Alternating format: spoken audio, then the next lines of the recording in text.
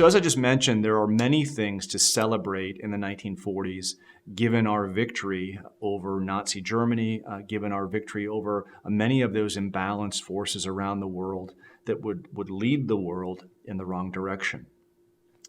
My second reading, however, for this module, C.S. Lewis's The Abolition of Man, reminds us that even though we may be able to defeat an enemy in World War II, or be on the right side of history, so to speak, at any given time in history, we have to consider the overall movement that men are making in history, the overall trajectory of all human things.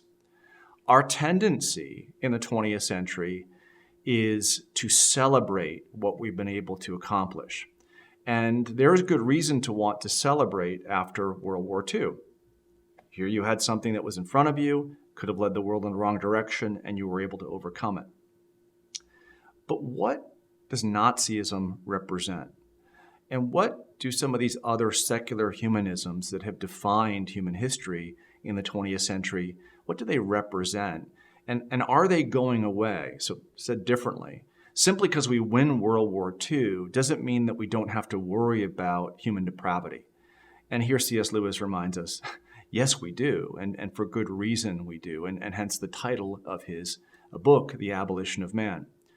I assign to you the third part of that abolition of man, perhaps the scariest part of the three parts of his work, because it provides for us a glimpse into the future where human beings have been abolished.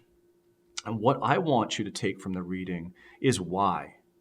What do human beings do that produce their own abolition? So what do we do as human beings that wrongly help us overcome human nature? And Lewis gives a very simple answer. In our quest to conquer nature, we will conquer ourselves. I'll say that again. In our quest to conquer nature, we will end up conquering ourselves. So hear that paradigm that I always use. God, nature, human nature, and human artifice. What C.S. Lewis is suggesting to us in this piece is that if we invent the wrong type of artifice that allows us to conquer nature, that artifice will also enable us to conquer ourselves. We go into the project wanting to be like gods. We come out of the project worse than slaves. That's kind of the whole picture that Lewis is giving us here. So he gives us three examples of this at the beginning of this part of the work.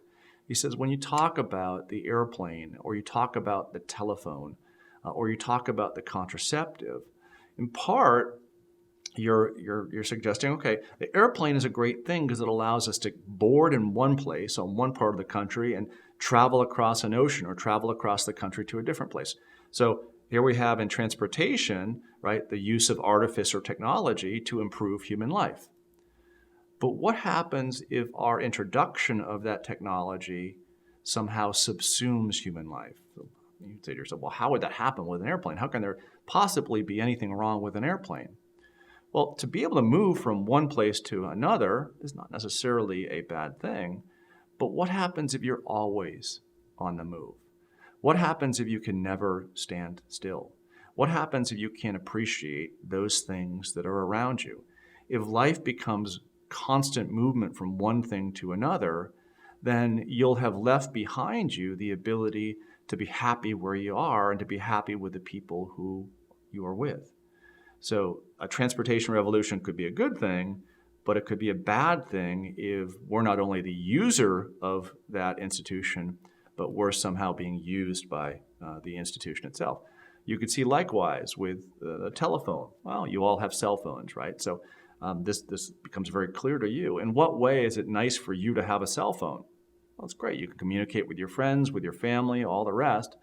But in what way have you become enslaved to your cell phone? In what way can you not stop looking at it or seeing what's on your screen? So Lewis would say to you, in a way, that cell phone that you possess, that handheld that you possess, makes life easier for you, but you also become what? Subsumed by the machine itself. Contraceptive is the last example that he uses here. What is there in contraceptive? There's the ability to have carefree sexual relations with another, whereas before, if you were going to do something, you would have to face the prospect, right, that you would have brought life into this world. How is that viewed as a good thing in the middle of the 20th century? Well, it makes life more carefree. How could it be viewed as a bad thing? It might lead us in the direction where we look at the most intimate relations that we have as being something artificial that we can just do here or there without any care for the long-term ramifications of the choices that we make. So Lewis starts here, but says that really we have to apply this logic to all artifice that's created into this world. And he'll say the following, that we think that we're rulers over nature, but it's really the inventors and the administrators of this technology that rule over us. He'll use the phrase, and you'll see this in this chapter, there are the conditioners of the human experience that condition us all. They tell us to buy X, right, to not do Y, to do Z. They're behind the scenes projecting to us the life that we ought to have. So at the end of the day, we feel ourselves liberated in the 20th century, but if we're really kind of left to their disposal, it amounts to what the conditioners are going to do that's going to define humanity in the 21st century. And we can say, oh, these conditioners are great people, they care about us, they're scientists, they want the best for us. But what if they look down on us and look down on us simply as little pawns, right, that they can just kind of dispose of here or there?